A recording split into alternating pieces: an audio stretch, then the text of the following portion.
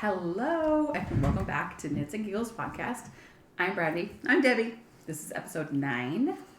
9. It's pretty fun. We're here to talk about knits, and we'll probably laugh a little bit, and books, and I don't know what else you have up your sleeve to talk about, but... Well, patterns. Patterns. And it's our first of the new year. It is Hello, 2025. That's exciting. I know.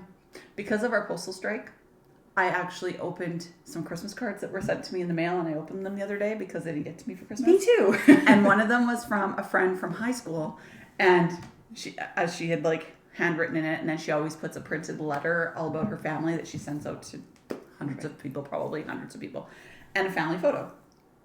So on the card, she wrote 2025. I can't believe this. It's been 25 years because we graduated in 2000 together. And I'm like, that's a long time. Like, we're old. Thanks for the reminder going into the new year. Yes. Oh, yeah. So old. Yeah. That's cool that you graduated in 2000 and you have that, like, very distinctive marker, 25 years and 30 years. That's cool. Mm-hmm. Cool. What are you wearing? My Trinigan. Have I worn this before? I don't think so. Not on the podcast. You have, though, right? Yes, I have. So, the Trinigan cardigan by Andrea Mowry. And it's a mosaic knit. It's supposed to be worsted weight, right? And I knit mine in DK. But really that doesn't do a lot because it's just like a lighter fabric. Yeah. It's a very oversized cardigan anyway. Super. And I did not modify my sleeves like Brandie's. If you remember, if you watched that podcast, that episode, she modified so they're not as bell-like. Yes. To be more like that. But I didn't, so mine are very loose. I used Estelle DK, the same as you, exact same color. And then my changing color, which Andrea uses Spin Cycle, I used Malabrigo. For life of me, I can't remember which Malabrigo. It's pretty though. Cambria or something. But it's like a variegated, fun color yarn. It's a great yarn sub for the Spin Cycle. Like it. Yeah. Good color change. It's very looks painted. Like it's lots of color. And it's cozy and I like it. Yeah. We wore ours to Knit City in Caidree in August. We both of us wore them. I don't think it was planned. We just came downstairs wearing it for the kickoff party, and we got a lot of attention. And I think black shirts and jeans. Yeah. So we were and Birks. We were also wearing Birks. Yeah. And actually, there was a lady there that came up to us and was like, "Are you guys twins?" And I thought she was referring to our clothing, and I laughed. And she's like, "No, seriously, are you twins?" I was like twin sisters. We look nothing alike. Nothing. And then she proceeded to tell us that she has a twin that doesn't look anything like her, but we saw her twin, and they look definitely a lot closer than we do. Yeah. But that was cute. And it was funny because we had been at the pottery studio like right before that, and someone asked if I was Debbie's daughter. So I was like, in a week, I'm your daughter and your twin sister. Now to be fair, the pottery studio one was because people knew I had been bringing my daughter as well. You don't want to think that you were old enough to birth me? 2025. I'm not that old. When I graduated in like 1980. Oh my gosh. It was a great boost to my ego. Also, to be fair, the lady in the pottery studio was elderly, and she was standing quite a ways away from us when she asked. So she didn't get a good look at me or anything. That's true. All right, moving on. We'll stop making on your age. You're only 2 years older than me. It's not that old. I know, right? Anyways, moving on. I am wearing a crochet toque, and it doesn't have a pattern because you made it? Yeah, I made it. And I know I didn't write down I might have wrote down like notes about it, but I never made it into a pattern. It's like super simple, probably single crochet up and down, knit, crocheted flat like this, and then just seamed at the top and here. Mm-hmm. I remember I bought this yarn actually the first and maybe only time I ever went to Fibre Frolic before it was Gathering Threads. Mm-hmm. And cover up my messy hair now. If you guys are local to Edmonton area, you might remember the Fibre Frolic Festival. I can't remember exactly what year it started, but I actually knew the two organizers, kind of. And the one was Jess she changed her yarn name a couple times, but I think it was Haven Fibers and then Midknit Fibers right before she... Oh, I didn't realize that she was one of the organizers with Allison. Yeah, in the beginning. Yeah. Oh. Yeah. So anyways, the year that she kind of retired from dyeing, it was her last time doing the Fibre Fest and also having yarn there. And I bought this skein and I was so excited about it. I really wanted to make a toque with it. And I remember sitting at her booth and like contemplating all the tweedy colors. I was really excited about it. And then I found it the other day in my bin of toques. And I was like, I need a new toque. And then I opened my bin and I'm like, I don't need a new toque. I have so many that I never wear. Like I don't know how many times I've wore this one. What weight is that? I would guess worsted or DK. Crochet is so deceiving to me. It is very deceiving. And it took like the entire skein. Like there was like a little tiny bit left. I do need a new toque though, because my go-to bulky one, I don't know where it is right now. And then I was wearing a different one yesterday that I love, and it's made in Woolfolk yarn, but it's too big. It's just, it fits nicely, but if I move, it falls in my eyes. So I can't move while I wear it. I have to just stand in one place. So I bend over and it's in my eyes and I'm like, I can't see. And then I might try drying it. I have one that I made years ago, and it's one of my favorites. It is crochet. It is full wool, and it's made with single ply. It's quite pilled right now. I need to clean it, but it gets because I wear it all the time. It's probably my most worn toque because it's gray, and so it goes with anything. I don't have to worry about it clashing with a different colored jacket or whatever. So I dry it every once in a while, but I am very careful about it because it will definitely. So I only dry it for like 5 minutes, I think. Yeah, I might try. I put it in a lingerie bag. I might try this, and this one is cream colored. You've probably seen me wear it before. Really? So it does go with everything because it's a neutral. But then, I was wearing it yesterday, and I thought I need a new toque. I should just knit myself a toque. They take like a couple hours. Yeah, I don't know why I'm avoiding this. When I first started crocheting, and I made a bright red toque. It wasn't supposed to be for me, but I made it for someone else, and I was worried that it was gonna be too big. It was when I was first started crocheting, and I didn't really understand that I was a really loose crocheter, so I should have went down a hook size. But I wasn't I kept it for myself, and I really liked it. But I had just bought a mint green winter jacket, and I always felt so clashy. That mint green. I don't think that bright works. red. It doesn't. So I had I rarely wore it because the jacket. Mm-hmm. And I'm not the type of person to have like 50 jackets, so no, I have one. All right, I feel like we should mosey on to the next topic. What's up? Whips? I have whips. I only have one whip. Okay. But I've made a little progress. Is it your my 90-day cowl? Yeah. I've made some progress. I'm almost done. So there's different sections to this pattern because of how it's shaped flat before you connect it in the round. So I'm almost done this section, and then I'll move on to the next one where I think it starts to decrease on the other side, and then it creates the shape more. So then this would be the top. So it'll go like that. And then this where you can see that it kind of, the I cord stops here and then it goes just flat on the edge. That's where it will seam on the back.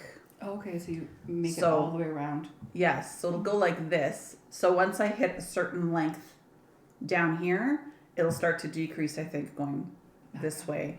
And then it'll make more of a flat thing over here to then connect and go like that. So I can't wait to see that finished. Yeah. So I'm almost to the next section to do this half of it. So will that be one skein each color? Yes. Oh, that's sweet. That's like kind of a stash buster. Mm-hmm. Mm-hmm. Okay, cool. So, yeah. Well, I have two whips. So we've talked about these before, but I've never shown mine on the podcast. A year and a bit ago, so September of 2023, Maven Crafted came out with the Louise lace sock pattern, and I had jokingly put into the knit chat that these are really nice, but I would never make them. But then a bunch of people were like, we'll do a knit along with you, make the socks. I was like, okay, fine. And I finished an entire sock like quite quickly. I'd never done lace before, and this is honestly, if you knit socks and you want to try a lace pattern, I would highly recommend this one. It's quite simple and becomes quite intuitive once you do a few rounds. So I finished that one, and then I cast on, did the ribbing of this one, and it sat for over a year. And then at Christmas time, I was like, nope, I am getting rid of projects. So I did the first few rounds of the lace, and now I'm on the heel, and I've kind of stalled out. But I always have socks on my heels. This has to get finished before I cast on a new sock, and this is all I have for socks. So will you block these to like open the lace up? I will, but I can't. I gotta be careful because they fit me. Oh. So I don't want to. I don't know what I'm gonna do. You have sock blockers, yes? I do. The ones I have are a little bit big though. I might have to. I have some. Yeah. I should see if I have the right size for you. So you just like put them on the thing. I don't think it would stretch them out too much. It would just shape them and like and let the lace kind of relax a bit. Mm-hmm. It is super wash, so if I had to, I could throw them in the dryer. Mm-hmm. Jeff dries his socks not all the time, but occasionally, and just to bring them back up. And then my second whip, which I was really hoping would be a finished object, is my Suri shirt. And if you've been here a while, I've been working on this for a while too. So there are two reasons why I stalled out. I poked a hole in my finger, knitters. with a knitting needle? Yes. Oh. Have you ever done that? Yes. So this happens to me about once a year. And so I had actually, it's so funny, like, I feel like the universe was laughing at me. I posted on Instagram on Friday or Thursday morning that I was like so close to being finished this. Can I finish it? And like I got dozens of responses, and every single person said 100% you got this. Yes. Literally like within 10 minutes of me posting that, I was doing the sleeve pickup, and it's quite tight, and I poked a hole in my finger. And yes, that hurts so bad. And then the problem is one, I can't put a Band-Aid on a knit. It feels so foreign, and I just struggle so much. And then two, I keep poking because it's the same spot, right? And you poke it again, and it's like, nope. So I had to chill a little bit, but I have no chill. So I did get the sleeve ribbing done, and I'm on the back ribbing. Which, in hindsight, I wish I would have done the back ribbing when my finger was really hurt because it's a little bit looser. And so it's easier, whereas the sleeve ribbing, I was literally stabbing myself. Last night, I was literally stabbing myself by going, ow, ow, it hurts so bad. And then I'm like, why am I doing this? It's like, there's no reason. Besides that, I wanted to finish it before we did the podcast. Like, that's crazy. I'm a crazy psychopath. So I was like, I'm putting it down.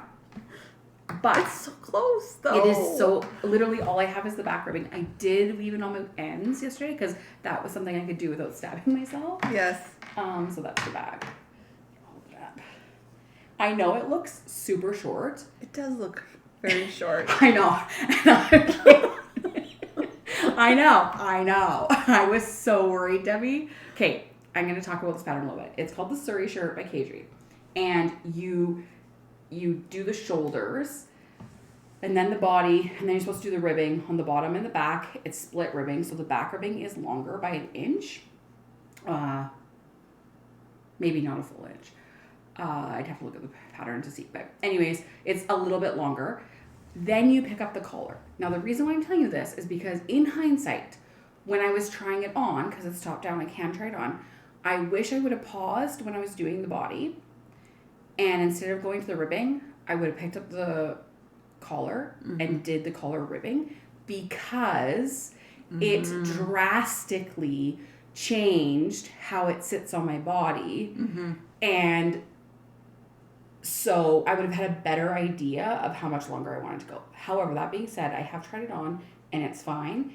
I'm pretty sure it'll block about another inch, and it's totally, it looks so short. I actually also went to Ravelry and looked at a whole bunch of people's projects, and many people took flat lay pictures, and theirs look short bodied too. Oh, okay. But it fits, so it's so weird.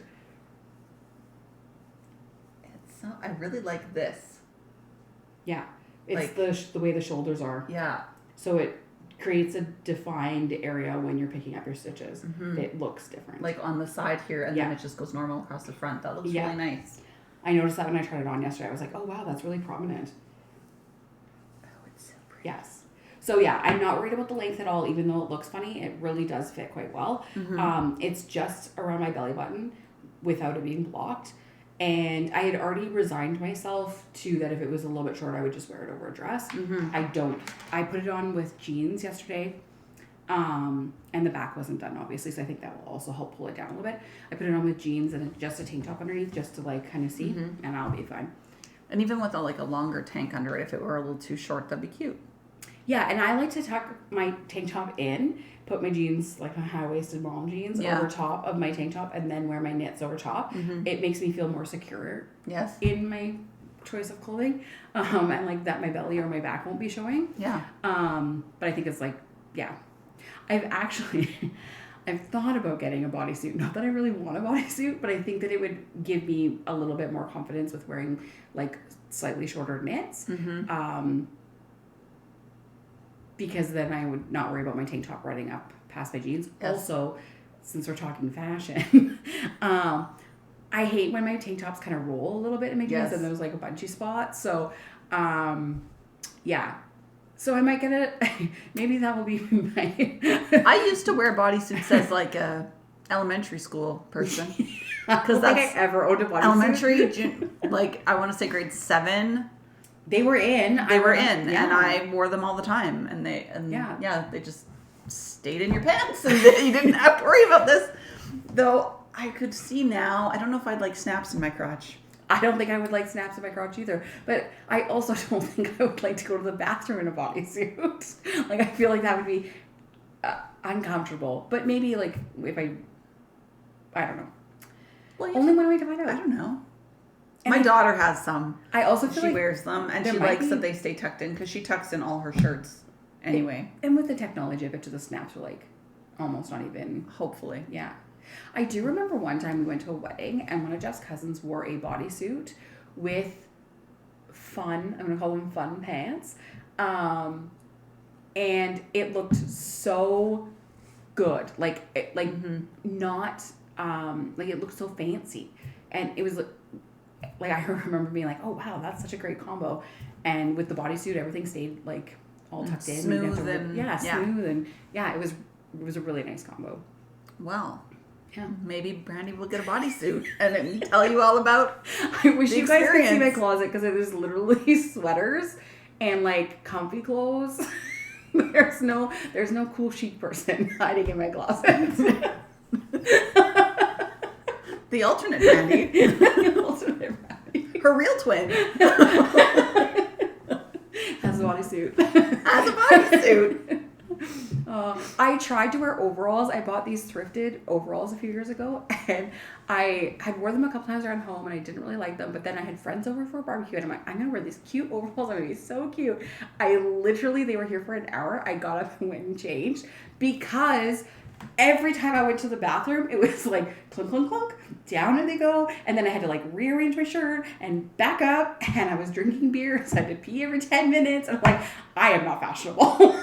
I do own overalls, and I can say that is my experience also. And I always pull them down very far away from the toilet. That too! So that you make sure the straps don't fall in. So I have to like pull them down and then pull the straps forward between my legs to make sure I can see them on the floor, so I don't get them in the toilet. I never wore them out in public, but 100% I would have dropped those straps in the toilet. Yeah. For sure, if I'd wore those out in public. And then in public too, you don't want the straps on the ground.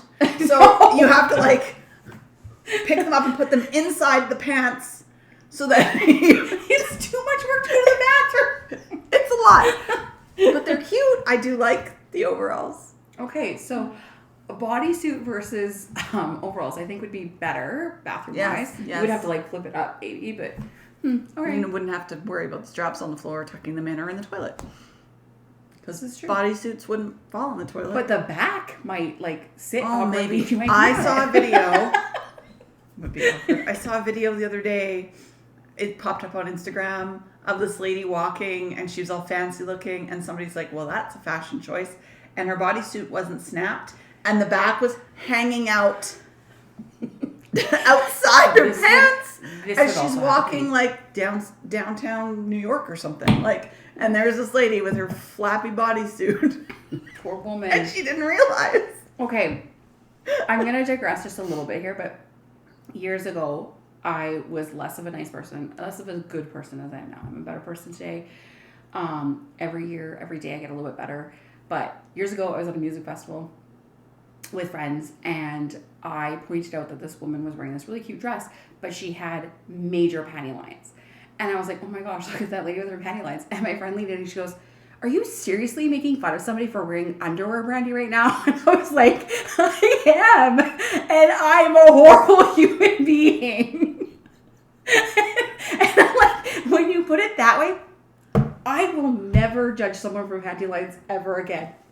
Because who am I to judge someone for wearing underwear?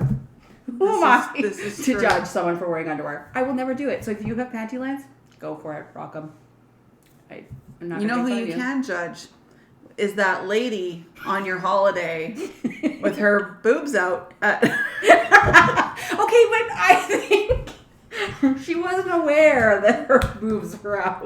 I did not feel the breeze. I don't know.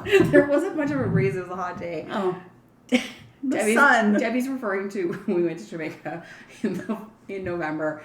There was a lady not too far from our lounge chairs, and she was talking to her husband. Actually, I fault her husband more for not saying something. And her entire boob was out of her bikini top for quite some time. And like she was like talking to her husband, and then she turned and she talked to strangers. Yeah, these elderly people. And like they didn't say anything. Nobody said anything. And I was like, do I tell her that her nipple is out? I'm not sure. I don't know what the protocol is here. And like I was too far away to be like, excuse me. I would have had to be like, hey lady! I'm not sure if you're aware.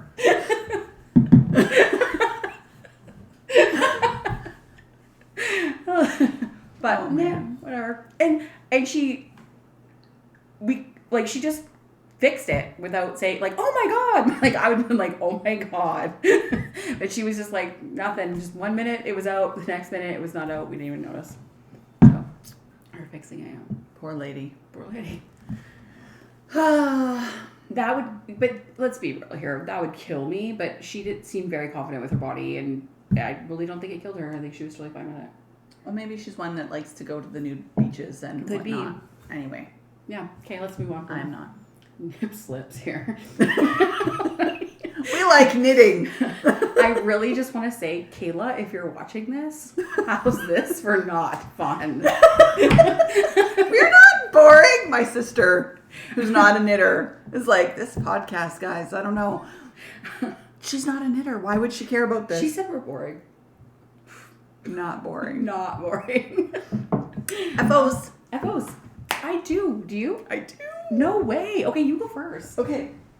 Well, because I copied Brandie. You made one. I did. And it's green. That green. was not one of the choices you offered. It wasn't. Oh, look. This was not what we talked about. The rib Welt cowl. Oh, I put it in this bag that is filled with dog hair, apparently. Rib Welt Cowl by Sweater Freak. Yes. And it's made, I made it in DK. And of course, I forgot. That's what it calls for. I forgot the little yarn tag thing to tell you what kind of yarn this is. But this was one of those balls. Do you remember I did a wool swap? Anybody who hasn't done wool swap before, it's kind of fun. I'll talk about it in a second. But the lady sent me 3 balls. Do you remember? One was like cream, one was green, one was like rust color or something. Yes. This is one of those. And it barely used any of it. It's still a huge ball left. But yeah. Oh, it's so pretty. And it's marled like that? That's one skein? Yes. Oh, okay. It kind of looks like you might have held something double. It's like the marl is so prominent. It's lovely. Yeah, I like it.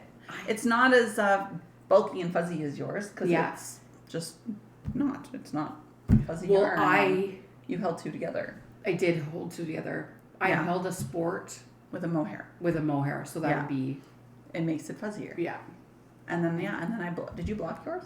No. Okay. Because I've been wearing it. So I blocked this last night. So it is like more drapey than it was before I blocked it. Because mine sits like quite close.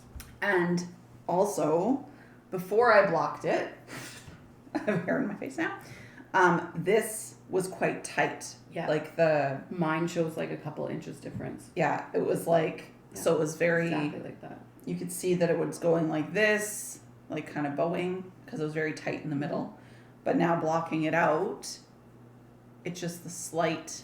Yeah, and your is the same as mine. Remember we said that in the picture of the designer wearing it, it looks like the slit is quite pronounced, whereas mine wasn't. And so even blocked, it doesn't look as pronounced in her picture. Maybe it's just the way she pulled it for the photograph. Well, in a lot of the pictures too, I wondered how they blocked it. It's laying like this in a lot of the pictures, so it shows maybe she blocked it like the difference between the back and the front. Mm-hmm. So you can see that's quite different there. But yeah, I liked it. It was fun. I've been living in that. I got a new coat that's like camel color, so this will go really nice with that. Nice with that, and my Uggs. It'll and quick knit. Hey. Yeah. When did you cast on? Probably a few days after last time, so less than 2 weeks. And of course, I work every day, so I don't have a lot of knitting time. But yeah, I finished it yesterday and blocked it last night. I love it. Finished a couple days ago and blocked it last night. Anyway, yeah, I like it. So that is my only FO. Okay, well, I have a pair of socks that I finished that I actually started on the 24th and I finished on the 27th. So like 3 days of knitting on these bad boys. They are shorties, but they're for my husband. He has a size 9.5 foot. But I know they look tiny, but he's actually, they fit him perfectly, and he's already tried one on. But this is my first time. This is the Sonder sock pattern. It's free on Ravelry, and it's the first sock pattern that I really mastered, and I actually have it memorized for mine and Jeff's sizes. But it shows you like a plain vanilla sock, and then also with the ribbing. And so this is the first time I've done the ribbing all the way down.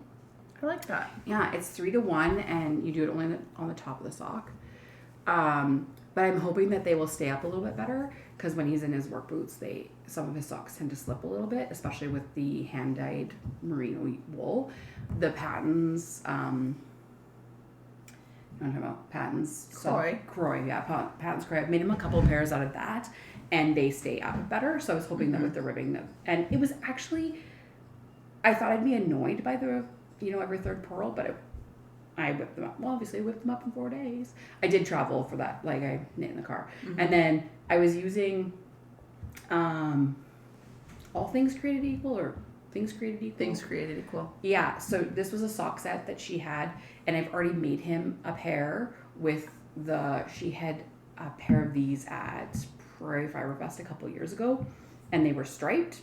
Oh, yes. So I made him exactly that pair with the stripes, and then I still had leftovers. And I had a third color picked out to put in because I thought I would have not enough yarn. Mm-hmm. I cast on the second sock. You can see that they're not even. The brown was more on the one side. Mm-hmm. But I got to like about here, I think, on this sock. Or on this sock, I guess. And I was like, you know what? I'm going to cast on this one and go and just alternate every 5 rows and just see when I would need to get to the new yarn. I needed the new yarn for like 4 rounds. And the new yarn was actually a variegated. So I just picked a black and did the toes. So they have cute little toe stripes. Reminds me of like mustaches. Yeah. They're toe mustaches. Toe mustaches. Toe mustaches. Jeff doesn't care. Like he would wear anything, so it doesn't matter. I wouldn't care. No. half the time my purchase socks never match. Am I wearing matching ones today? I am, but that's rare. Oh. His purchase socks have to match. Mine never match. I don't care if I find two. And sometimes it's one of Chris's and one of mine even. Oh, wow. You really don't care. I know. Why is one sock so big? Exactly. Yes, they are bigger. Have you ever left the house in 2 different shoes? No, but I've left my house in my slippers. I have never left my house in 2 different shoes, but I had a friend who came over here a few years ago, and she was laughing when she got to the door, and she's like, okay, so you're probably going to notice this, but I'm in 2 different shoes. I was like, what? But she had like I don't know, 2-year-old or something, and her son was having a rough day and getting out the door, and then her daughter or whatever, she's like, I just picked her up and slipped on shoes. I wasn't looking at the floor when I put them on. And I think she had like a Croc and an Ugg slipper on or something. Like, I can't even remember. Or maybe it was like 2 different Birks or something. But yeah, she said she was halfway here. And she lived like 40 minutes away. She's halfway here and she looked down at her feet, driving. And realized that she was wearing 2 different shoes. She's like, it's a good day. When? Yep. Yeah, I've never done that. But I don't think I would... I'd notice right away. I'd be like... I think I would notice just because of the kind of shoes unless they're... Yeah. I have a lot of Birkenstocks, I guess. So yeah, I guess if a purple and a blue Birkenstock. Then that might be. But no, I left my house wearing my Birkenstock slippers once. And I don't usually like to wear my Crocs in public. And I've left the house because those are like my at-home outside shoes. And I do not own Crocs. And I've left the house wearing my Crocs too. And I'm like, oh, I'm wearing my Crocs. And they're pink and like marble looking and like not the best fashion statement. So. Oh well. Whatever. Lots of people wear those. Yes. It's all good. I know the kids might think I'm awesome. Which, here is a question, people. Maybe you can comment. Do you know what a baddie is? My friend? What? My friend is Body. No. Our friend's name is Body. No, say it again. Baddie. Baddie? Oh, a baddie. Like a bad boy? I don't know. So. I don't know. I don't know either. This new fandangled language. No. So my niece asked my sister, my niece is 8. She says, Mom, can I get hoop earrings? And Kayla goes, sure. You can have hoop earrings. And she goes, great. I'm going to be a baddie. I don't know what that is, but apparently baddies wear Lululemon pants and hoop earrings and something else. And probably use Stanley cups. I don't know. And then Kayla's like, well, I wear Lululemon. Am I a baddie? And Charlie's like, no. And you don't have hoop earrings. So I'm like, what is a baddie? I'm curious. Huh. But then I thought, does that mean horny? Because why? Because, okay. Because on TikTok. How did you connect that? On TikTok, there's, and I don't go on TikTok very often either, some of these commenters on TikTok will say, like, she's down bad. And I'm like, what does down bad mean? So, down bad means horny, apparently. But it's not the same as a baddie. So. Oh, my God. We're old knitters. Oh, man. I graduated in 2000.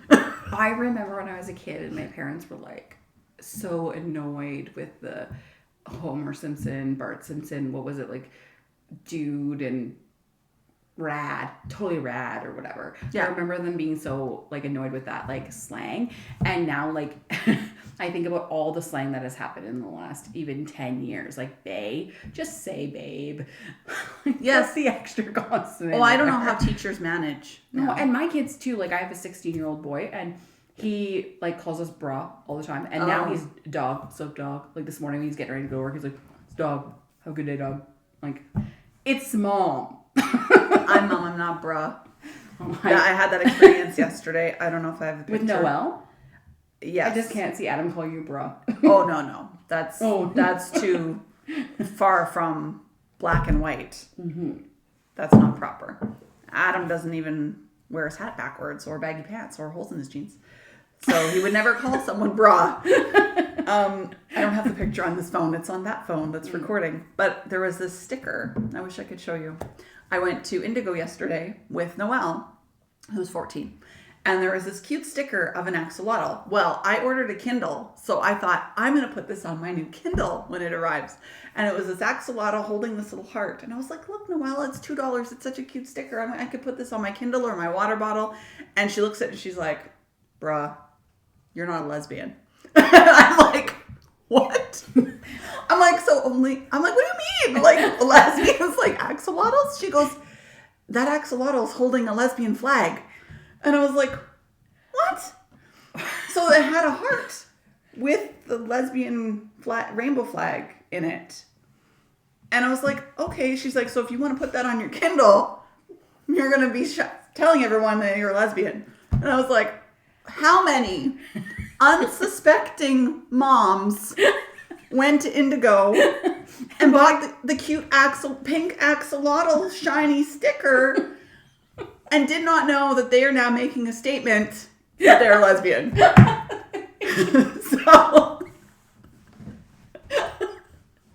bought it for their child or something. It's just a rainbow and an axolotl. An axolotl. A lesbian axolotl. Good thing that Noelle knows. It is a good thing. She saved me from embarrassment. But really, you could just be an ally. Or you like the sticker. I am an ally. Yeah. I could, but then I feel like I would need more axolotls with all the flags. I don't know. But I didn't know. And that's okay. It's okay. It's okay to not know. I didn't know, and I did not buy the sticker. Yeah. Because my daughter said that was a line for me. It was a line for you. Sorry, Mom. No. Yeah. Do we want to talk about new patterns? Sure. Okay. So Debbie and I were talking, and I say we were talking, but I sent her a text message. It was one text message about stash busting. And it's January, which I think a lot of people kind of think of their stashes and start stash busting when January rolls around or whatever. But before we launch into some patterns that are good for stash busting, I wanted to say that when I first started hanging out with my knit crew, I was still a crocheter, and I was actually crocheting toques to sell, mostly toques, some scarves and stuff. So when people talked about their stash, I didn't have a stash. I had inventory, and it was like Michael's yarn and whatever. And I remember a lot of people being like, oh yeah, I need to stop buying yarn because I have too much and I got to use my stash. And so if you're watching this and you feel the same way I did back then, you don't have a stash, that's totally fair. But since then I have totally fallen down the rabbit hole, and I do definitely have a stash. This is my other thing I want to say. Everybody's stash is so different and unique. Mm-hmm. Like when I was looking for patterns and thinking about like, what could I share to help with stash busting? My stash has a lot of sock yarn in it. Because when I did start knitting, I fell in love with knitting socks for a couple of reasons. One, I liked knitting them. And they're also like a very usable product. And my husband fell in love with socks, so I started making him lots of socks. And I actually, in the beginning, didn't make myself any socks because I don't like socks. And that's why I never care if mine match, because I don't like them either. I used to hate socks. And then I made a couple of pairs for myself, and I started wearing one a lot. And I'm like, oh my gosh, I love socks. I'm even wearing socks today, which is crazy because I'm not going anywhere. And like 3 years ago I never wore socks around the house. Mm-hmm. And I never wore socks out. Like there was times where Jeff would be like, seriously, you're wearing sandals and no socks, Brandie? It's November. And I'd be like, sometimes. I don't like socks or shoes. But I wear my socks with my Birks when it gets to be cold. I've never crossed that line. I might not have a bodysuit or cool overalls, but I do not own Crocs, and I have never worn socks in my Birks. I bought my Birks specifically to wear with socks because I was like, I want to show off my knit socks and it's getting colder out. So I'm going to buy Birkenstocks. I don't know how you even do it because I've taken the garbage out in my Birkenstocks and it feels so weird and slippy and like, it's not good. It's not a good fit. So stashes. So my stash has a lot of fingering weight, which I know that you don't have a lot of fingering weight. No. Mine has a lot of like sock sets and stuff like that in it. And then I have like some single skeins before I started to like really dive into buying sweater quantities. But okay, so let's dive into patterns. I found when I was looking for StashBusters to help everybody get through their stash.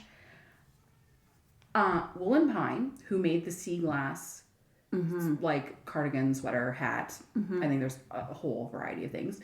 Woolen Pine has an entire category on Ravelry called StashBusters. Oh. Every pattern was designed or is a StashBuster of some sort. So super cool. Check them out. And it is wool and pine on Ravelry.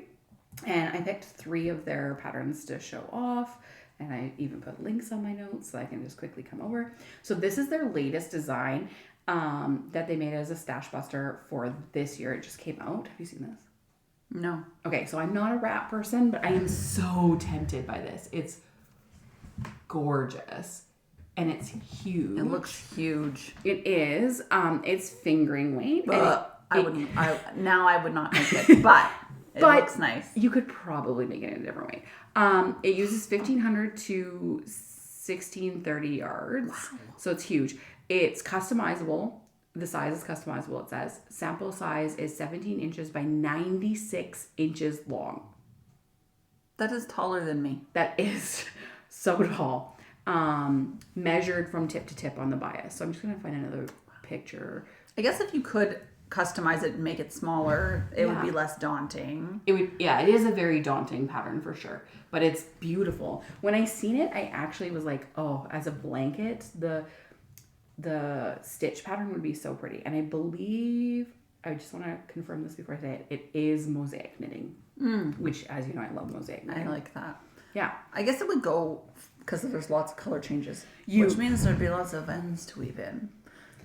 But you could do that as you go, and you change the color and whatever, right? Yeah. And I think, like, in the sample, there's a couple of samples here. I'm going to try and find another one. You could really customize the color palette as well. There was actually one, I might just go to my Instagram. Oh, here it is. It's more neutral. So like that one was quite wild and used a lot of colors. So I thought, like, when you're hitting your stash, you could totally, like, really decimate it if you wanted to. I think I might have seen that on Instagram. Yeah. The more neutral one. And it didn't intrigue me because I don't usually knit shawls. I don't really wear them that often from the ones I even have. So I'm not usually drawn to shawls when I see them pop up. But the one that's super colorful. This one caught my eye immediately. Like, this colorway I was like, oh gosh, that's gorgeous. Now, I don't know if I would wear that, so I don't know if I'd put the time into making it.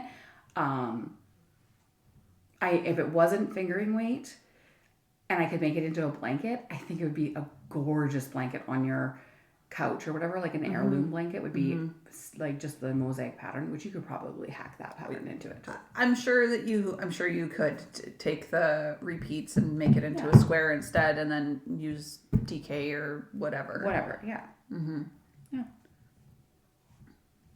Excellent. Yeah. Do you want to keep going, or do you want me to do I could do the 3 of wool and pine, and then Okay. So then there was so many, it was kind of hard for me to choose, and I kind of got sucked into their little thing, but that one was a big shawl, so I thought, okay, let's go with something a little bit more manageable and bite-sized. It is a toque. I like that one. It's brioche. Oh, really? Yeah. I like brioche. Yeah, so I haven't brioche, but I didn't realize it was brioche at first. It's really pretty. I love it. And it has some notes on it as well. It says, dive headfirst into brioche. Embracing the 2-color brioche technique, this hat offers a captivating blend of texture, color, and technique. But it says that it does have straightforward increases and decreases, which makes it an approachable project. And then I thought there was something about, like, maybe that was something else. I thought it was something that you could mix the weights or change the weights, but it is fingering weight. And then my third one from Wool and Pine was I think it's called the Townsend sweater. So it's striped or color blocked, and this one does have a lot of like, you could change the striping to match whatever yours in your stash. And it's DK, which I immediately was like, oh, here's one that Debbie will like because she likes to knit with DK. Yeah. And if you purchase I'm gonna just make sure I got the right name. Port Townsend sweater, you get the matching toque for free. Oh. Yeah. Or you can you can buy the toque separately if you don't want the sweater. But yeah, that's kind of cool. So 2 StashBusters in one if you wanted. So in talking about stash, you can see my stash on Ravelry. It's all there. You can't see mine. Yes, But under yeah, EweCreate, it's there. But yeah, I have some fingering, and they are like single skeins. So if I want, I could make that hat, for example, like grab 2 and actually use up those, because I don't really knit socks. I don't like to. So the only way that I would use those is if I either held them double with something else, or use them in something like that to stash bust them. And a smaller project. Because I don't have doubles. I have like single skeins of fingering. But I have quite a lot also of DK worsted also in single skeins. So yeah, I either need like small 1 skein projects, which I have some patterns for, or some that kind of work together. Or they work together. Like if I were going to knit that sweater, for example, grab a whole bunch and make it color blocked like that. So I'm going to skip that one for now. I'll come back to it. But my first one is a fun stash bust. It's called Dave, the Stash Busting Dachshund. Oh. That's adorable. It's so cute. It's called Dave. His name is Dave because the designer, who designed this? Does he have a dachshund named Dave? No, they said that they wished they did have a dog and they'd name it Dave. Oh. And did I not write down who the designer is? No, apparently I didn't. Anyway, on Ravelry, Dave, this by Oliver Bolivar. Okay. Oliver Bolivar designed this Dave, the dog pattern. But it's super cute. And some of the different pictures of what people have made. Apparently I'm not signed in on this app. So that doesn't help. I'm sorry. So disorganized. Let's just go on here. Dave. That doesn't help. Yes, it does. There we go. See all. Look at all of them. This person has like a basket full of Daves. Oh my gosh, they're so cute. I think you have to go closer and this way. Mm-hmm. There you go. All the little Daves. A basket of Daves. Yeah. So I thought that was cute. And they're, I believe, DK. But you could probably, actually it says that you can knit them in different weights. You just change your needle size to get good gauge, right? And then you'd have little Daves and big Daves. Little Daves and big Daves. Baby Dave. Yeah, a whole family of Daves. Juniors and seniors. I can go into another one if you want. Yeah, go into another one. It's not in line with the Dave at all. But then it got me thinking about, and I've saved so many of these in my Ravelry, the mini scarves. Yes. Because they're, first of all, small. So you're going to use probably 1 skein or less. So this is the first one that I had saved. It is the Helgessen by Inga Semmingsen. Not English. I think Nordic or something. Helgessen. I don't know why my links aren't actually taking me to the right Oh, that's frustrating. thing. There. So. Oh, I like the bottom part of that. So it's ribbed, I guess, or garter, but the way that it's shaped, one end is pointed and the other end is an angle, like a bias. You could almost wear it as a tie. Yeah, so she has it. She does have it. That's, yeah, okay. Like kind of a tie in the front look. That is cute. Yeah, I like this one. It is a DK weight also, and uses, let's see, how much yarn does it say? So the way they write yardage on Ravelry is they will tell you the like the smallest skein. So for example, this will say 252 yards. That's because that it uses less than one skein that has 252 yards. But you're not going to use that full amount for this. It uses actually 50 grams. And it's a 100 grams skein. So about 125 yards then. Yeah. So you could totally use a partial skein. Yeah. So you could weigh it. Yeah. And actually, I think this one is held double. So it uses 25 grams of two different ones because it's held double, 115 meters. So it's 115 meters is what you would use if you used a DK weight instead of two fingerings held double. Right? Yeah. Cool. Yeah. That's 115 meters. Yeah, I liked that one. And so it's added to my list because I actually want to make a bunch of these because they're just like versatile and use very little. And I have, because I knit with DK so often, I have like my jar filled with little DK balls. So I could probably make quite a few of these kind of things. Yeah. Okay. Okay, so my next one is called the Alone Together Sweater by Laerke. It's a free pattern, but it's a free pattern on Ravelry. However, when I went and did like a deep dive on it, it said that the pattern was available on her story. So I went onto Instagram and checked it out, and she does have it saved on her story. So I would call this a recipe.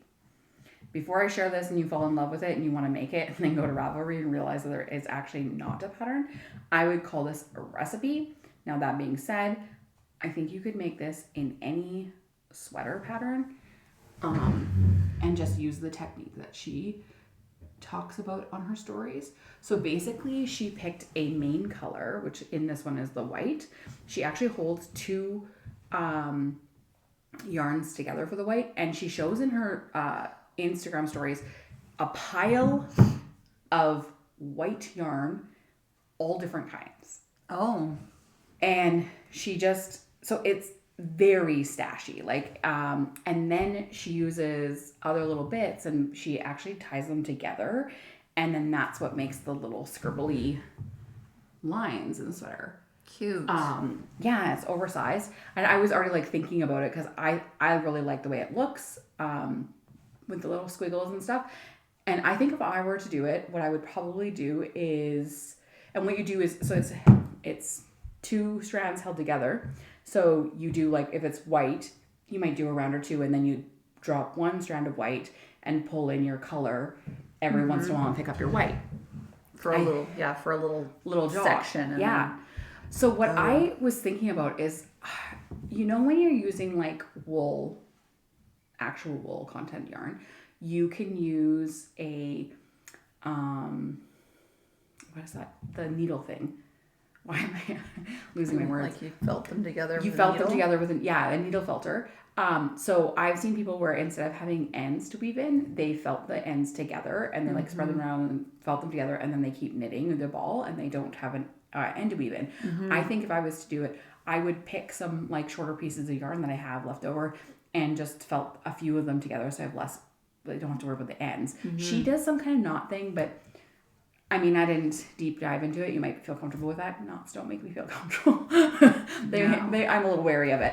But I think I would, like felt some together and maybe even felt some of the, if I was doing it with white, some white in there so that I could just hold a whole strand and make a ball of yarn and just use it and see what would happen. You'd have to be very willing to embrace the like willy-nilly unknown what's going to happen, but I think it's really fun and I would totally wear this sweater. And I feel like it's like very 80s vibe. But I am distracted by my woodpecker. I know. Sorry. I'm going to take a picture of it and then I can show it on the screen. So we hung a new bird feeder up that we got for Christmas, and this woodpecker is actually small. We have like a pterodactyl sized woodpecker that keeps coming. I love it. And it's like a turkey. It's like hanging off there. It's yes. So far I've seen 3. I've seen this guy, a baby, and then this like massive woodpecker. Are they different breeds, like different types of species? I don't know. Maybe it's a mama, baby, and a dad. I actually have a video of the big one, so I will show that Like, look at this thing. Oh, it's a different type of woodpecker. No, it's the same one. It's red cap. Really? Yes, but look how big that thing is. My picture did not capture a red head. Oh. Well, they all had red heads. Oh. It's so funny when we were setting up for today. I was like, I wonder if the bird feeder is going to distract us because it's been so fun to watch it and all these pterodactyl birds. I like this bird feeder. Where's it from? Jeff's mom got it for Christmas. But it's nice because the suet has really attracted the birds. Yes, I need a new bird feeder. We had actually we'd put it up and there was no action for about 24, 48 hours. And I was like, maybe it's too close to the house. And then all of a sudden there was like a chickadee at it. And then there was 2 chickadees. And then I could see them flying into the bush. And then there was 3. And then there was 5. And then there were so many like flying that I don't even know how many there were. It was so fun. Cute. I love that. We got little cups with birdseed and suet in them too. And they're on my little house down there. Oh. So yeah. We're going to be a bird paradise now. Well, you be like me and you get your bird book out and... We got a bird book for Christmas too. Okay. It was like a whole themed gift. My mother-in-law gave us this themed gift. So it had a couple of bird feeders in it, a bird book. I don't even remember all the cool bird things. I know we moved to our acreage and then there's like tons of birds. So we have a sunroom off our house and in our sunroom on the table there's the bird book and binoculars and I love it. A tree book so we can identify. Why do we need to identify the trees? I don't know. But it was like it was a pack. So I was like, okay. So we sit there and identify the birds that we see. You need to identify the trees so you don't make poisonous jam with your berries. Which I ate. And you're here to tell the tale. I am.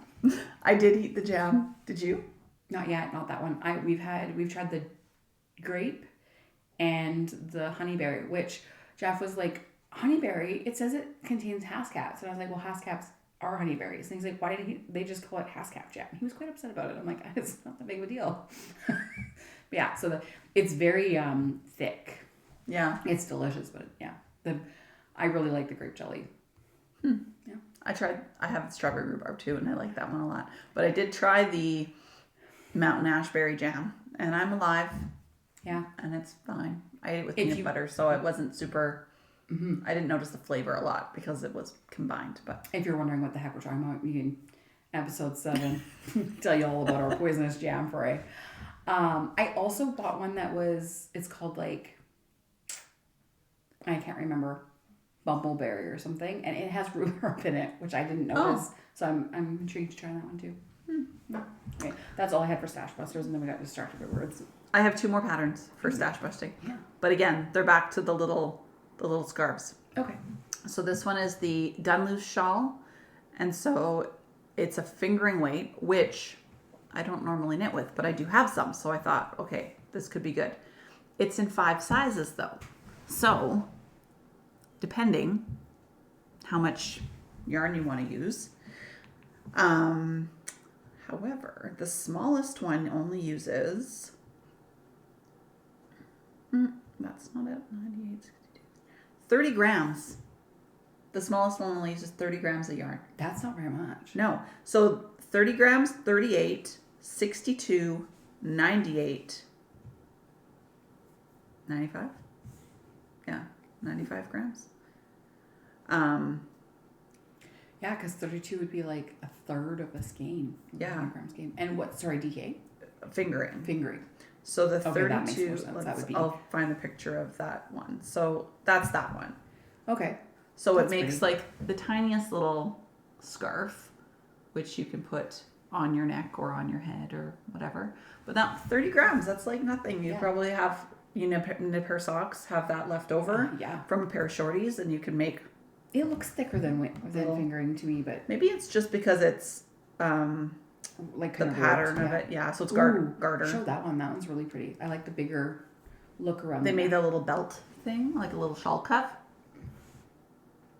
That one's pretty.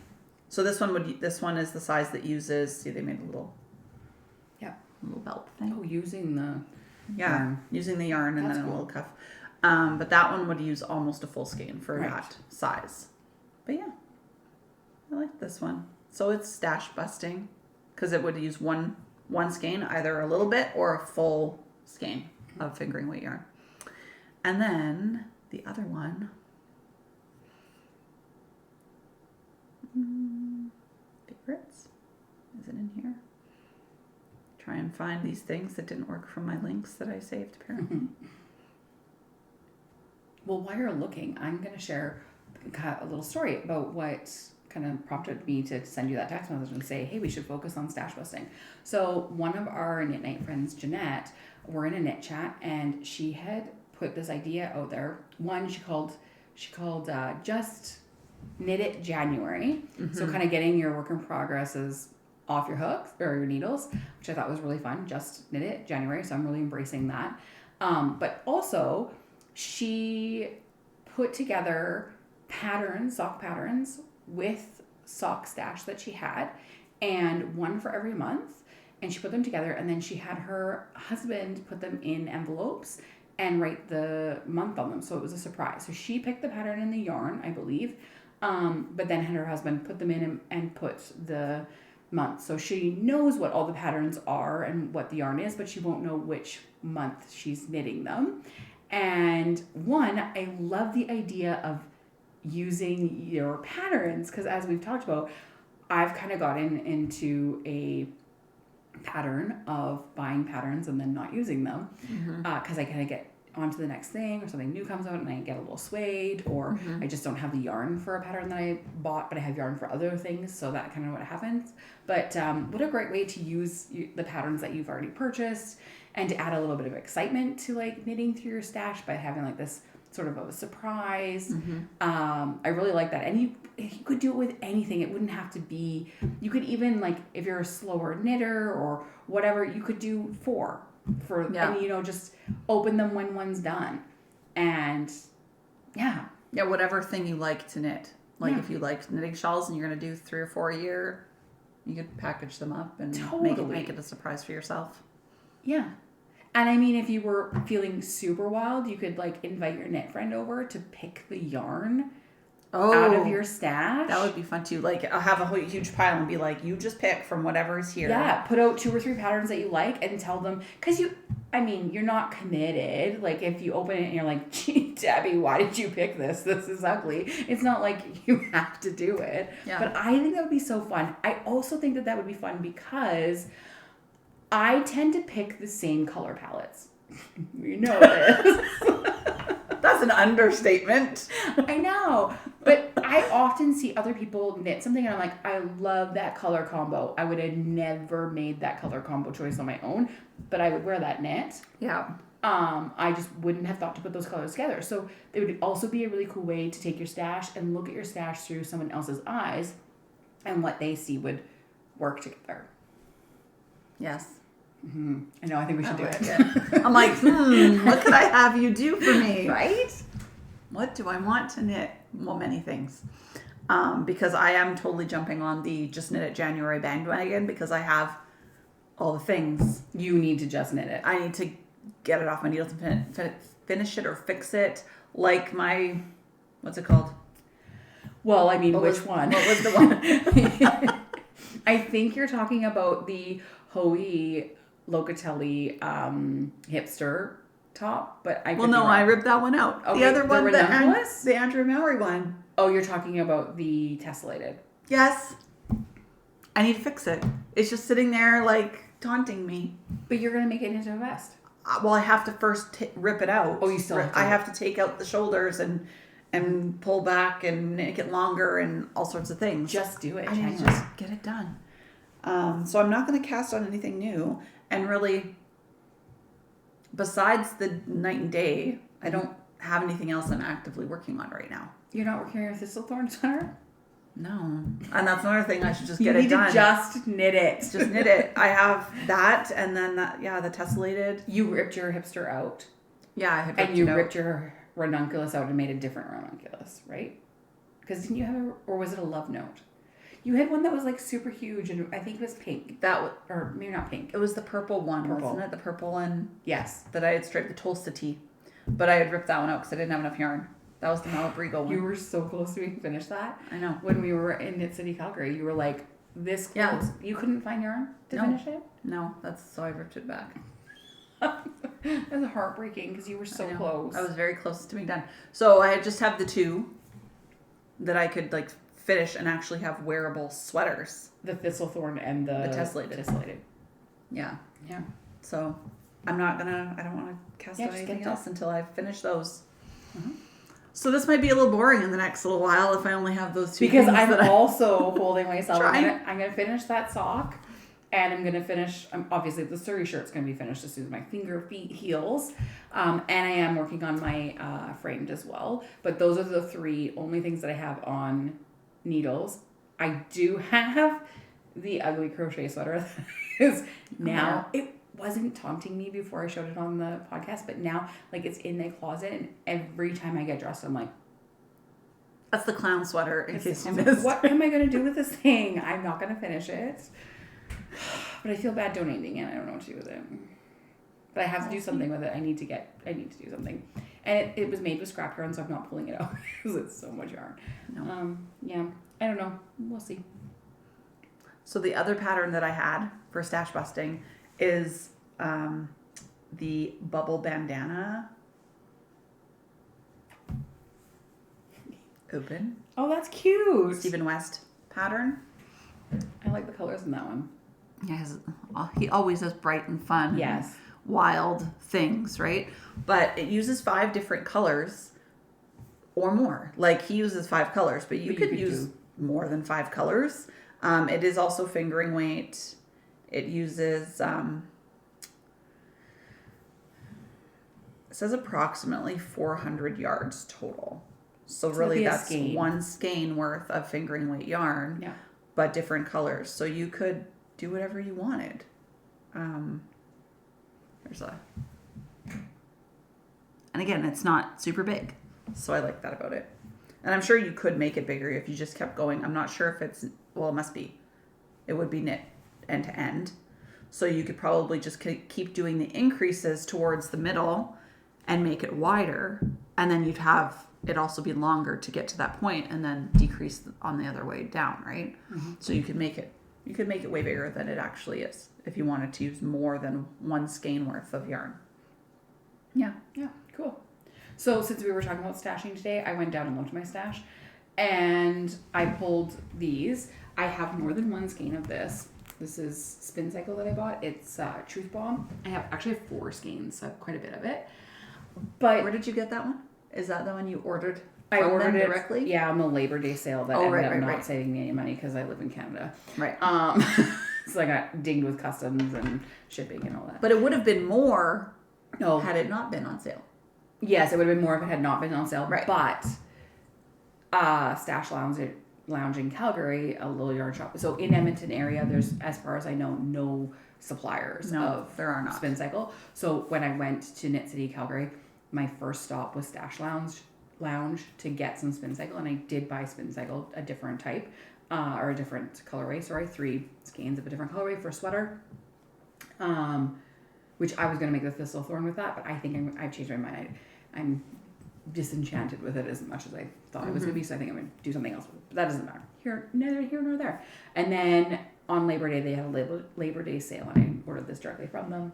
It is quite bright, but all the skeins are a little bit different. Like there's another one downstairs that's like a little bit more deeply saturated. Mm-hmm. But anyways, I was like, okay, what can I do? And I've got these that are from Midnight Maker, which we were just talking about Jess. So when she closed down, she actually had like a big sale where it was a mystery sale, but you could tell her colors that you gravitate to or whatever, so you wouldn't like, and I really appreciated that because I didn't want like oranges or yellows are not my tones. Mm-hmm. So I had sent her a message and I gave her like tones I liked or whatever, and you could also pick your weights, and then she would pull yarn for you, and I bought a whole package. I don't even remember how many skeins. It was my birthday present to myself that year, and it was so long ago. It was like probably 2018 or 2019. So these have been sitting in my stash. There's 2 of them. I wish there was 3 because 2 is not enough for a sweater. It's a Sporty GK, and there's 280 yards. So I was thinking, like, I know this I don't know, maybe this looks terrible. Like, maybe it won't work, but I think it might. I don't know. I don't know either. But, like, if you look closely, there is definitely, like, some tones. So, yeah, I was thinking I might do, like, I'm going to look for, like, a mosaic cowl. Oh. Because 2 skeins of DK would be more than enough. I probably could get away with one. But I would like to use both of them. So, I don't know. Or I as a cowl, I would probably wear it. Maybe even as a 2. What about a t-shirt? I don't know. I'm not sure. I was thinking like a vest, but I'm not sure if I'm into vests enough. But maybe a t-shirt. I don't know if 280 yards would be enough. I looked at... So it would be double? That's 280 per one skein? Yes. Yeah. So it's over 500. And then if you're using this with it... Yeah. Okay, when I pulled it, I'm going to show you the sweater that I was thinking about making when I pulled it. But then I looked it up on Ravelry and I don't have enough yardage for it. Let's see if I can.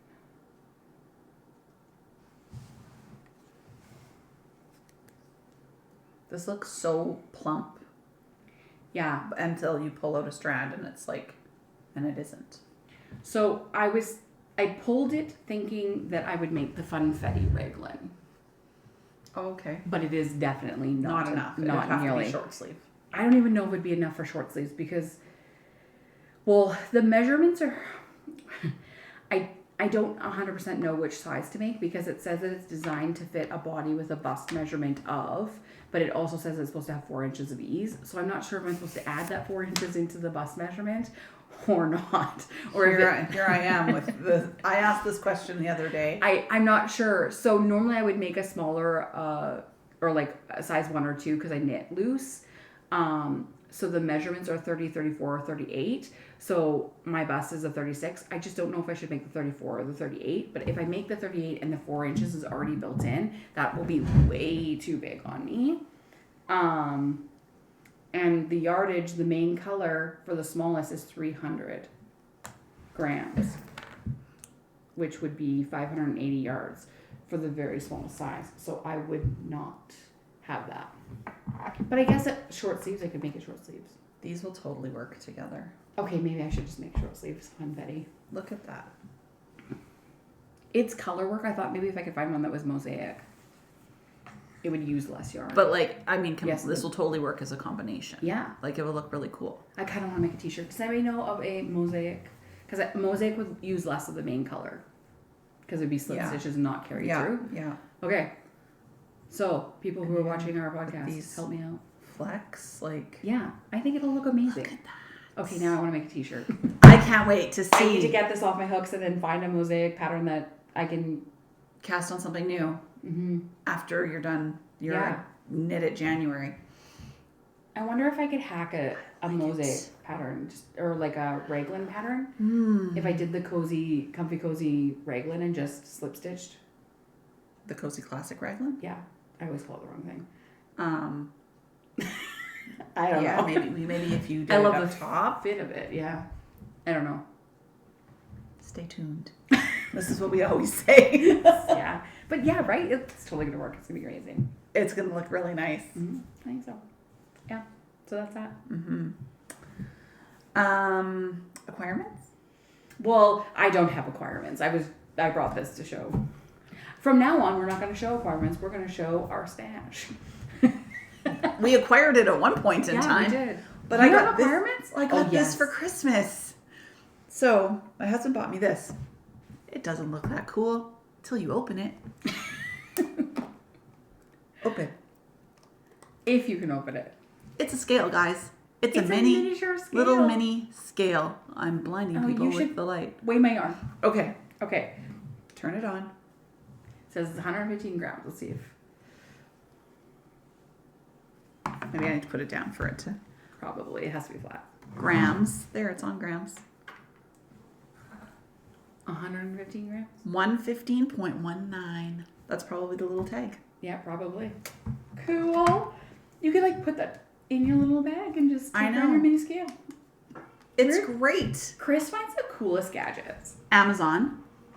And it was $20. Okay, but he had the, like, I will buy my wife a mini scale. Well, because we have a scale. First of all, that scale is probably from our kitchen that he stole out of the kitchen. But we have a scale in the garage that he uses for work and weighs silicone and various things. And I steal it, and when I was putting my stash on Ravelry, I had a whole bunch of balls that I was rescanning, like, and then I was like, well, how much does this weigh? So I could try and figure out what weight it was, and because I didn't have one of those wrap things. I have a gauge somewhere. I don't know where it went. But I was weighing the yarn to add it to my thing. So I stole the scale, and then I left it in my office. And then I'm like, I need my own scale. It's perfect. That's awesome. And it's little, and it can fit in my knitting bag. Like, 'cause sometimes there's those projects that you're making, and you actually, like, have to split the yarn or whatever. So you only want to knit with half of what's left. So you leave half for an undersleeve, for example. Yes. This would be great. Just put it on there and go. Check it every so often. Yeah. That. And then my other requirement, it's a gift card. So I finished that shawl for Frankie Gray Fibers.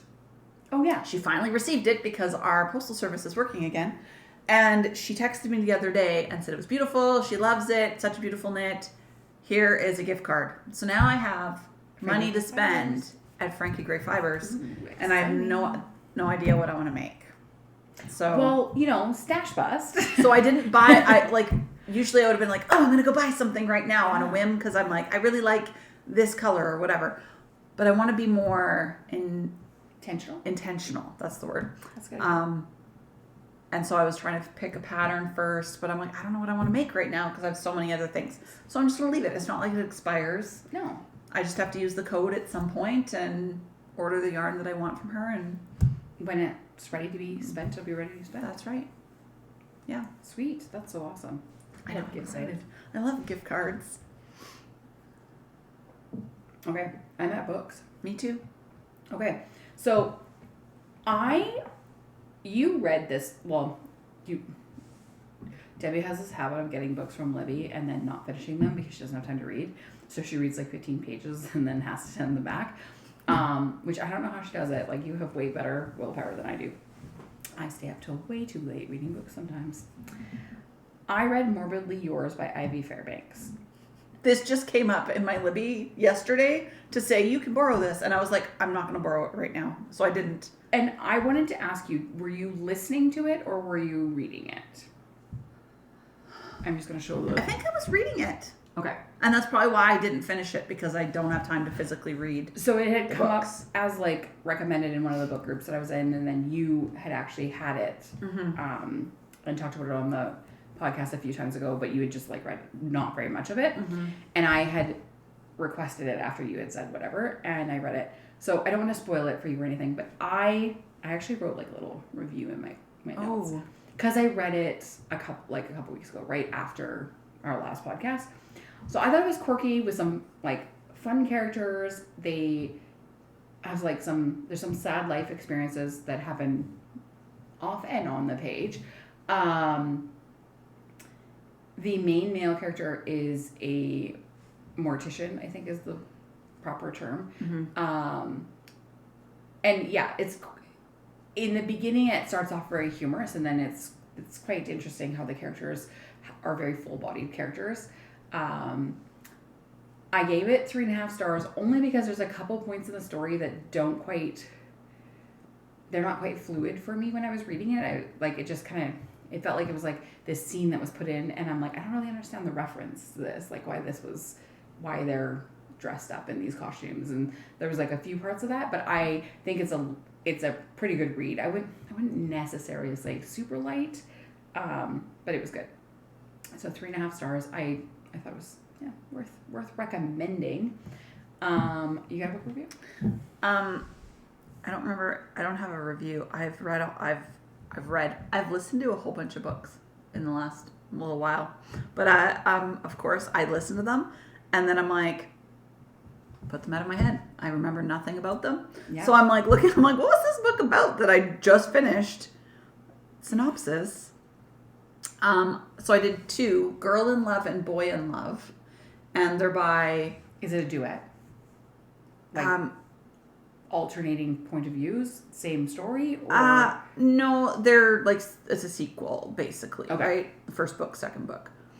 Girl in Love is first. Jay Crownover and Rebecca Yaros. So Rebecca Yaros is... Did she co-write it, or she wrote one? Okay. She co-wrote both books. Okay. So Girl in Love is first, and then it ends very abruptly without resolution.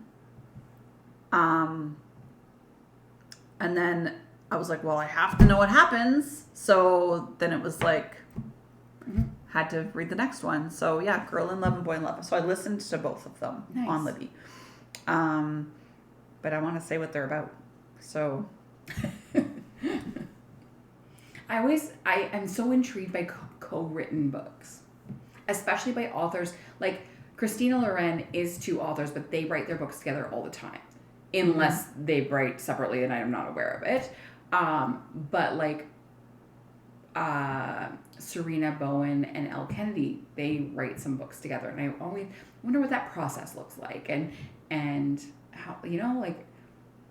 I think I would find it hard to share writing. Like I don't know, like, do you write a chapter and then I write a chapter, or do we just like spitball ideas? I don't know. Yeah, I don't know how. Curious. It just all came back to me. Okay. So in the first one, it's a girl, rich family. It's like a little Cinderella-y, where the dad gets remarried, so she has stepmom and stepsister that are total assholes to her, and she has to attend her stepsister's wedding, and so she needs a date. Because it's some big fancy thing. So she hires someone to be her date.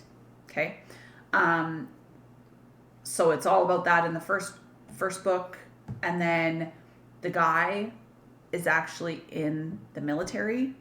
So by the end of the first book, he leaves and there's no resolution to their relationship, which really... Typical Rebecca Yaros. Yeah. Military and then like a heartbreaking. Yes. And like... then there's no resolution so I'm like, they have to have the second book, which they then do. Boy in Love is the second one. And then there's more resolution with the same characters. So that's cool. Yeah. So those are those two. And then I also listened to The Christmas Tree Farm. Oh, okay. I've read it. I didn't care for that one, but this is a BK Borson book. And... No, it's not. No, that's Love Lake Farms. Never mind. Scratch that. I haven't read this. No, Christmas Tree Farm is Laurie Gilmore. Yes, sorry. So for totally different book. So this is what Girl in Love looks like. Boy in Love. And LUV, Love. And then Christmas Tree Farm is this one. So if you've seen these covers around, there's the Pumpkin Spice Cafe one and whatever. Cinnamon Roll Cafe. I haven't read any of them. I think. One of those, I don't know the sequence of the books, but this is definitely not the first one, because the way the characters are talked about in this book, that story's already happened, and they talk about a cafe, and I'm like, okay, that must be the Pumpkin Spice one that should be first. But this one, it's a little, obviously Christmas tree, Christmassy. Woman buys a Christmas tree farm, has never farmed before. It's just like Love Light Farm. Small town. Everybody knows each other. The man doesn't actually live in that town, but he's visiting a family member in the town, and then falls for the Christmas tree lady. I think I watched this Hallmark movie. It's exactly like a Hallmark movie. And I'm sure that the other books... Is he kind of grinchy? Like, I feel like he should be grinchy. No. Oh, that's good. She more so is a but little she bit, owns because she's very... Tree Farm. I know. Because she's just trying to prove that she can do something for herself, because she comes from a rich family. Same thing as all the other books. But I like them, right? That's so, nice. Whatever. I read The Wives. So, on our last podcast...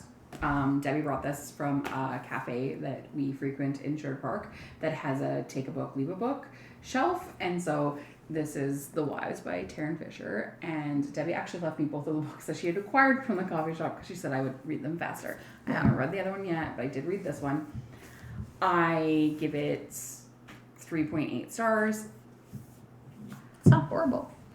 I think it would be an incredible Netflix 8-episode short series. I can't wait for you to read it because I want to be able to be like, so WTF, hey? Like the last sentence of this book, last 3 sentences, whatever, the ending of the book, I didn't see it coming. So you're not going to read them right now to everybody because it'll spoil everything. I don't know. Hold on. Let me read them. I know some people who do that. I'll read them. I don't think it's not going to ruin it. Help. Someone screams. She's going to kill her. I am helping. I'm helping myself. Dun, dun, dun. That's the end? That is the end of the book. Do you think that it's going to have like a sequel? No. Oh, like it felt wrapped up. Just from very, that. very wrapped up. It is insane. Too many books to reread this one, but I would like to reread it only because now that I know the actuality of the premise of the story and stuff, I would like to read it a second time and see what I get the next time around, because I think I missed a lot of hints and clues and things like that, and like little things throughout the book that you'll understand once you read it, and we can talk about it. But I think a second read would be totally like, I'd be like, oh yeah, okay, that makes more sense now. And there's a few parts where I'm like, what? Like, it's just mind blowing. Yeah. So I would definitely recommend this book if you like a kind of a psychological thriller. I would call it more than, It is not a romance. No. So speaking of psychological thrillers, I'm curious. Have you read the Housemaids books? No, I haven't. I see them come up a lot. Yeah. Are they psychological thrillers? Yeah. Because I was looking on, because my Kindle comes today, I was looking on deciding if I'm going to get KU, because we have Prime, don't you? Do you have Prime? Mm-hmm. So, because you get Prime books as well. Mm-hmm. And I was trying to figure out if you have the Prime books, are those also on KU or are they different? But they are the same. So if you have Kindle Unlimited, you get access to the same Prime books. Are they? Did I get hosed into a Kindle Unlimited? I had to Google this because I wanted to see. But you don't get as many. So Kindle Unlimited, you get like 1 million books. Prime books is like 2,000. But if you have KU, you also get those Prime books anyway. So I was like, well... So it's not all the same titles. There just is some There's overlap. There's overlap, but they're not all... Okay. Yeah. So I was looking, and those Housemaid books are part of this. So I was like, are these romance? And they're not. They're psychological thrillers. But I haven't. And weren't they on that list that I sent you this morning? The second one was, or whatever, second or third. No, I have not read those. I like a psychological thriller every once in a while. They have to be in the mood. Yes. For more thought, I think.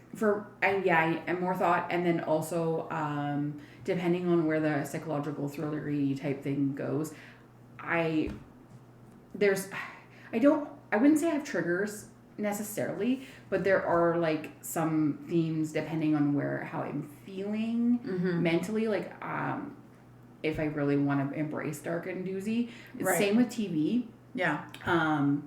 I watch things all across the map, but I'm definitely like a seasonal watcher of like dark and doozy things, because I know that I just like, sometimes I'm just like, no, I can't. Jeff watches like military shows, and like sometimes there's like human degradation and humiliation and torture and stuff like that. And honestly, sometimes I'm just like, I just can't today. I just can't. It kills me. Like I get it. It breaks my heart. And I know that people are treated like that, and it kills me. Like so yeah. I like books where there's sometimes, like Dan Brown, for example. I haven't read Dan Brown, but like, have you seen the movies? Mm-mm. Like Da Vinci Code or anything? Oh yeah, I have seen Da Vinci Code and Angels and Demons. So I like the puzzle of that, like trying to solve something. And so Leanne Moriarty. Have you read any Leanne Moriarty's? No. Because she's kind of like that too, like the husband, and I don't know. She also has a couple that are TV shows now, or like short series or whatever. I think it was The Husband's Secret is what it was. That was my first Leanne Moriarty. And then there's a movie or like a short series, sorry, that has, I think, Reese Witherspoon, Nicole Kidman, a ton of big actors in it. Little Big Lies or Big Little Lies. Oh, yeah. Yes, that's a Leanne Moriarty too. I read the book and then watched the show. But she kind of same thing, like where there's all these like pieces of puzzles. I like those types of books for sure. Wow. Yeah, take that back, read it so we can talk about it. Okay. I wanted to text you the entire time I'm reading. I'm like, you need to read this. Well, I will. I also listened to How to Kiss Your Best Friend. Have you ever read any Jenny Proctor? No. So this is another one, How to Kiss Your Best Friend. And now I'm currently listening to How to Kiss Your Grumpy Boss. So it's the Hawthorne family. So it's a bunch of siblings and they're different. Each one is about a different sibling of I think there's 4 brothers and then there's a sister. But I don't think any of the books are about the sister because in the very first one, she's already married. So they're about the 4 Hawthorne brothers. So yeah, I just started listening to the second one about the oldest brother, but this one was about the youngest brother. All right. And it was good. This one was, yeah, like minimal spice, like quite low. Yeah. It's about best friends turned lovers, I guess. Yeah. And then I re-listened to Iron Flame. Because Onyx Storm is coming out. In 2 weeks. 2 weeks. I've decided not... Well, I had requested it from the library from Libby to reread, but I've decided I'm just going to go in blind. I remember enough of it, I think, from a year ago, and I read the Fourth Wing and Iron Flame were the 2 first books, and then Rebecca Yarros is coming out with the 3rd one, and I actually don't know if it's the end of the series, so... Oh. I hope it is. Well, I don't know if I do, but yeah. I'm not sure if it's going to be a 3rd or 4th book, but these books are amazing. They're fantasy with a little bit of spice, but a lot of storyline, tons of storyline. Yes. Yeah. So, like, they're so good. Yeah. Which I think it kind of shocked me, I guess. I had seen them around for quite a while. Like, 4th Wing came out and it had blown up. I don't think even Rebecca Yarros had, like, I've seen her talk on Instagram how, like, it was a surprise. It blew up really big and people were talking about it, and I had seen it, but I really didn't pay any attention. And then I, on a whim, had requested it from Libby, and then last Christmas I got really sick at Christmas and I couldn't even knit. Like, I had no energy, so I was reading, and it came in on my Libby app and I read it in literally a day. Like, yeah. And it's it's 500 some pages. Mm-hmm. But I couldn't move. Like, I couldn't even make dinner for my kids. Like, they were making dinner and I was just laying on the couch. So I read that, and then Iron Flame came in on Libby on a, what's that called when you get to sneak into the lineup? Oh, I can't remember, but yeah, you get it for a week only instead. Yeah, because somebody else passed on it, so it comes in, and I got it right after I'd finished 4th Wing, like a few days, and I was supposed to be waiting like 18 weeks for it. And so I grabbed it and I read it quite quickly as well. But the ending of Iron Flame was such a... Yes. Well, twist. And I just re-listened to it. And I totally didn't remember. I'm glad I re-listened to it because I would have gone into Onyx Storm going, what happened again?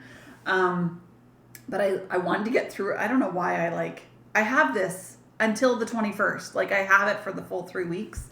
And I even listened to it at 1.25 speed. So they're talking really fast. Because I was like, I want to get through this. Because when you listen to the audio, I don't have my Libby on this phone. It's on that one. It's like 30 hours of audio for that book because Iron Flame is part 1 and part 2. And there's like 70 chapters or something. It's a big book. It's very long. Yeah. And I was like, I don't want to listen to this for 20 some hours.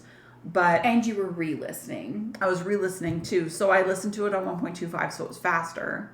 But I listened to it in like 3 days because I just listened while I was working and stuff this week.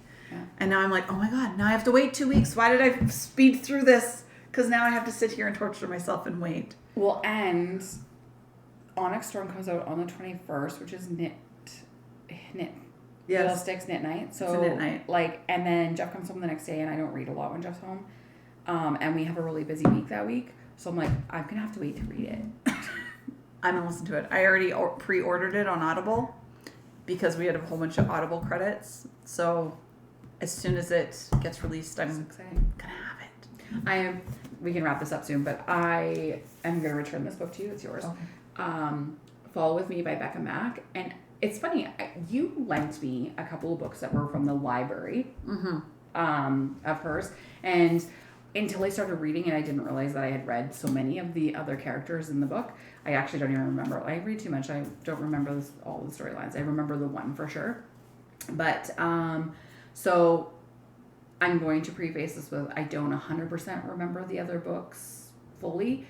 This one, the spiciness off the get-go, very much surprised me. Like, a few chapters and I was like, Okay. whoa, all right then. Yes, so if you're not into spicy, I would not recommend this one. I don't think it's... I think the other ones were spicy too. Yeah? But not right at the beginning, I don't think. Yeah, this one goes... And it's a hockey... Yeah, it's a hockey theme. series. Yeah. Different players. The main male character meets the main female character while they're both vacationing. She is on her honeymoon without her husband because, you know, the usual. She found out that he was cheating right before the wedding. And Not the usual. The usual written in a book. That doesn't normally happen. I hope that's not a usual thing. I meant trope. I meant the usual trope. She finds out her fiance is a cheating ratbag, and she goes on the honeymoon alone. And next door, the little villa or whatever, is the hockey player. But it's actually kind of funny. It's not gonna ruin the book, but he picks up this girl at the gym. He's never met her, but he wants to go away. He's booked this vacation for his week off of hockey. And all of his friends are all coupled up, so normally all the players would go together and blow off some steam. So he's had this villa booked, or this suite booked, and so he like picks up some chick at the gym, and they don't know each other very much. So of course when they get there, she annoys him. And next door is the honeymoner, and it's like this whole thing. So. Add that to my pile of things to read. Well, it's yours. Here you go. You don't even have to request it. I was actually thinking of getting one of those book embossing things because I don't remember which books are mine and which are yours sometimes, and I know I have some of yours at my house. Well, and I haven't read them yet. I just downloaded another book, and I started reading it, and I'm like, I feel like I've read this, but I don't know. I checked my Kobo, and I didn't read it on my Kobo. So I'm like, maybe Debbie has it. Maybe I own this book. I'm not sure. Possibly. So terrible. I think I have 2 or 3 of your books still. Yeah. All right. Well, this was so much fun for us. I don't know about Kayla, but yeah, I'm having fun. And we'll be back in 2 weeks, right before Onyx Storm releases. That's our countdown. That's our countdown. You'll hear about it again in 2 weeks. Please comment if you've read those books. I would love to hear if everybody else loved them as much as we did. You can also comment on bodysuits, overalls. Yeah, if you have any like funny stories, if you dump them in the toilet, we will not judge. Being a baddie. But we don't really know what that is. If you know, educate us. If you wear big earrings and Lululemon. I would also very much like to know in the comments if you would have told the person who had the nip slip that they had a nip slip. And how? How would you have done this from a distance? Waved them down and pulled yours out? So that you could have been like, no! That's, hey, me too. And then, that is inappropriate. like, what? It's like when you flash your lights on the highway. Your lights are off. Hey, your brakes are on. Oh my god.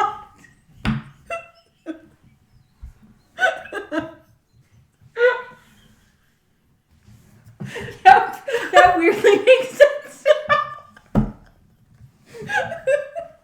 Okay, well that took a turn. Oh, that weirdly makes sense to me. So that's great. All right. See you guys next time. Have a great week.